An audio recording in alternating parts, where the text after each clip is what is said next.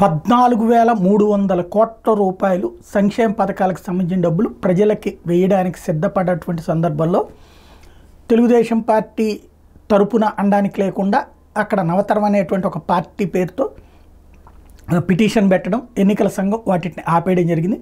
ఎన్నికలను ప్రభావితం చేస్తారన్నటువంటి ఉద్దేశంతో ఎప్పుడో జనవరి నుంచి రావాల్సిన డబ్బులు బటన్లు అయితే అప్పుడే నొక్కేశారు, కానీ ఆ డబ్బులు అకౌంట్లో వేయలేదు.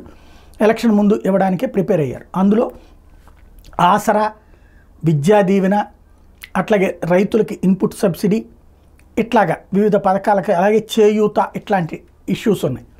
ఇప్పుడు జగన్ ఇందులో అంటే నేను ఎన్నికలకి ముందు ఇస్తామని కోర్టుకు కూడా వెళ్తే కోర్టు దానికి ఒప్పుకోలేదు, అంటే కోర్టు ఇచ్చేయమని.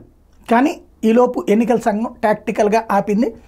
దాంతో అది వాయిదా పడిన సంగతి తెలిసిందే. కోర్టు ధిక్కారం చేశారని అడిగినటువంటిది కూడా. ఇప్పుడు ఎన్నికలు అయిపోయాక ఆ డబ్బులన్నీ తరలించుకుపోతున్నాడు జగన్మోహన్ రెడ్డి, కాంట్రాక్టర్లకు ఇచ్చేస్తున్నాడు అంటూ ఓ పక్కన తెలుగుదేశం ఆరోపణలు చేస్తూ బీజేపీ, తెలుగుదేశం, జనసేన కూటమి హడావిడి చేస్తున్న సందర్భంలో అకస్మాత్తుగా కీలక పరిణామం చోటు చేసుకుంది.